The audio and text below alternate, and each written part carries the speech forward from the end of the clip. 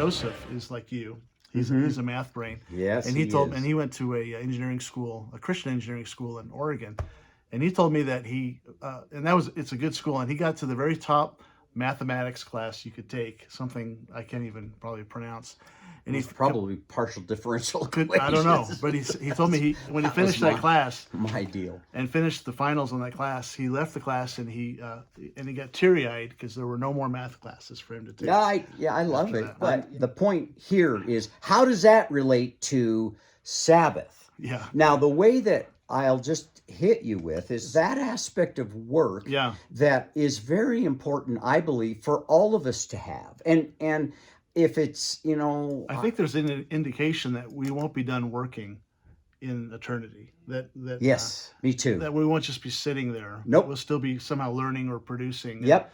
And I so believe it. We're talking about the joy of production. That's right. But that gets robbed from us too if we feel enslaved. Like if we have to produce, we have to get a certain number of bricks out, or else we're going to be whipped by the slave master. Yes, and it gets, and the slave master is us. That's correct. That's where I was going. Yes, that well said. And when the slave master is you, it creates. What it did is, at the very top of my career, I was making the most money. I was at the highest level I'd been in all these companies I worked in. I had a breakdown. And I got into a rumination loop. Now, so what this is really about, the Sabbath, is speaking to, if you will, your right brain activity versus your left brain. But you got to be able to back up, breathe, and suddenly you will have a global perspective. That is Sabbath. Okay.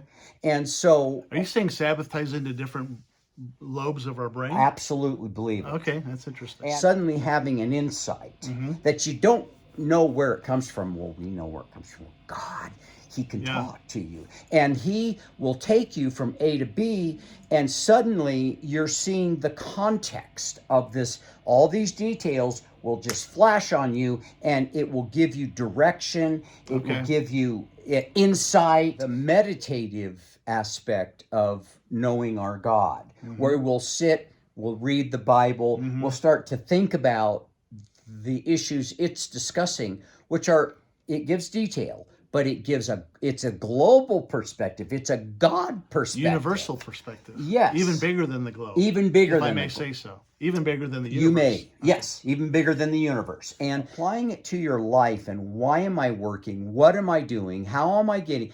It came down to simple. Got to make bank.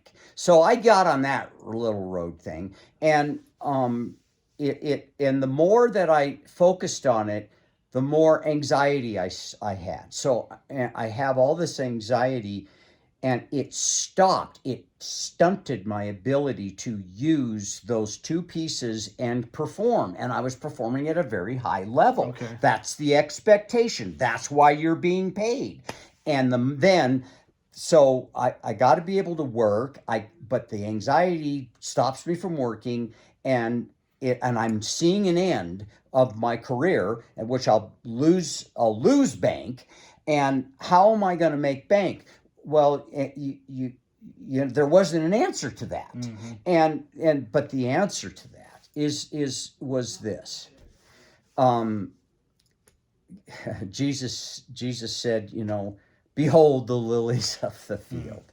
It was being able to learn, train your brain to let go of all of that concern and all the little details, and back off and spend time just on him, on what he's doing in you, on your children. What are the real issues they are dealing with? Your wife. Just how much abuse will you be able to take? There's no way to know from the first kiss. What's a sweetheart like you doing in a dump like this? How's it going to impact? And it's a global, right brain, Sabbath way of looking at your world. And where I'm just logical, well, this is going to do this and that. So people know that you need to take a break in order to be more productive. It seems like we've figured that out. Yeah. Whereas before, maybe it was you think of Henry Ford and the production line, and you Yes. just try to crank out as many widgets in a certain amount of minutes that you can.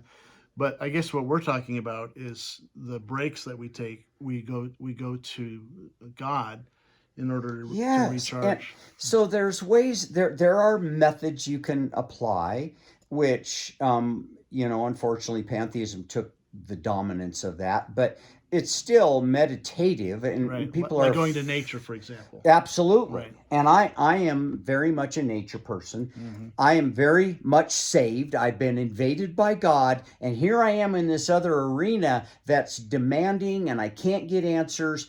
And the point was, you don't need answers there. You need to trust me. You need to trust me. I have you. I care for your kids. I care for your wife. Yeah, And that has that's the battle. That's that's the the breaking. difference between Sabbath and but acquisitive, getting things, and you're Right. trying to fill this void in your heart by the new thing, Right. and it doesn't fill it because there's only one thing that does fill Yeah. it. The void is there, created in you for God to fill. Right. And if we fill it with other things, we're just delaying the learning process Right. of how to be filled with Right. God. And so I have this breakdown. Well, what brought me out? I was in high anxiety at the time. Hmm. I calmed down, but what I had to do was start going to scripture about what God thinks of me. Hmm.